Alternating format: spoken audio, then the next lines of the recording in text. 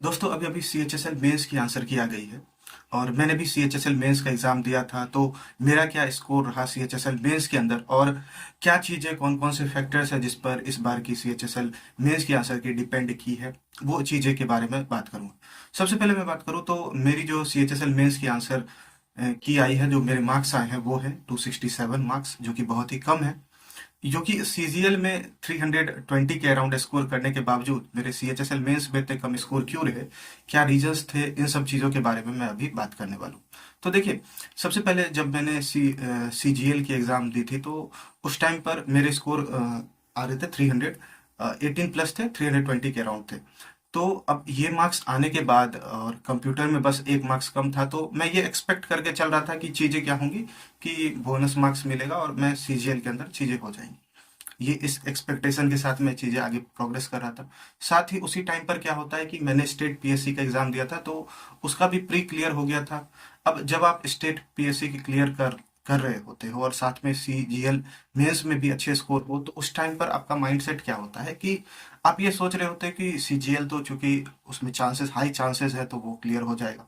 अब CGL clear हो जाएगा तो चीज़ें और आगे की और चीज़ें बढ़ेंगी। मतलब जो मैंने स्टेट PSC के प्री क्लियर किया, तो मैं ये एक होप रख रखा था कि ये CGL होने के बाद मैं स्टेट PSC को और आगे कंटिन्यू करूंगा।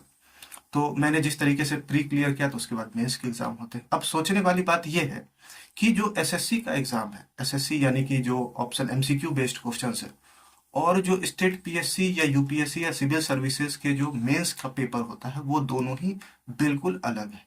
बिल्कुल अलग कैसे है कि वहां पर आपको चीजें क्या होंगे, रिटन एग्जामिनेशन होता है, वहां पर आपको एक्सप्लेनेशन मतलब लिखना होता है आंसर को, ऐसे हो गया, GS1 है, GS2 है।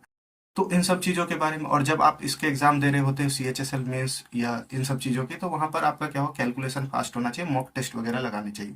तो मैंने CGL मेंस के बाद मॉक टेस्ट वगैरह लगाना बंद कर दिया और मेरा ये था कि मैं CHSL मेंस के एग्जाम देने भी नहीं जाऊंगा, क्योंकि अगर CGL के अंदर आ जाता है तो। लेकिन ऐसी चीजें हुई नहीं। चीजें क्या हुई, सब कुछ चेंज हो जाता है। और जब सब कुछ चेंज हो जाता है, फिर आपको मन भी नहीं करता आप एग्जाम देने जाओ। बहुत मन भी टूट सा जाता है जब CGL का जो रिजल्ट आता है, और उसका इफेक्ट अभी देखने को मिला। क्योंकि मैंने तो प्रिपेयर अच्छे तरीके से की थी CGL के लिए, उस टाइम पर सारा एफर्ट मैंने लगा दिया। उसके बाद फिर मैंने, ऐसे नहीं कि मैंने पढ़ाई बंद कर दी, उसके बाद चीजें चल रही थी, मैंने सारे एफर्ट जो है वो, जो मैंने स्टेट PSC दिया था उसके मेंस के ऊपर मैंने फोकस कर दिया, उसके क्लासेस कर रहा था रात। साथ ही जो राइटिंग प्रैक्टिस है, उन सब चीजों के ऊपर मैं काम कर रहा था। लेकिन उसके उसी टाइम पर चूंकि रिजल्ट आता नहीं है CGL का, तो फिर मुझे बाय प्रेशर या किसी भी तरीके से मुझे CHSL मेंस का एग्जाम देना पड़ता है, और एग्जाम देने के बाद आप रिजल्ट देख ही सकते हो। तो मेरी जो आंसर की है उसमें 267 मार्क्स है, बहुत ही कम है। मैंने जब रिजल्ट नहीं होता है तो आदमी थोड़ा सा टूट जाता है, तो उसके बाद बहुत सारे क्वेश्चंस मैंने अटेम्प्ट कर दिए, यानी कि 120 में 117 क्वेश्चंस मैंने अटेम्प्ट करे थे, और बहुत सारे क्वेश्चंस नेगेटिव हो गए, जिसके कारण कि मेरा ये स्कोर रहा।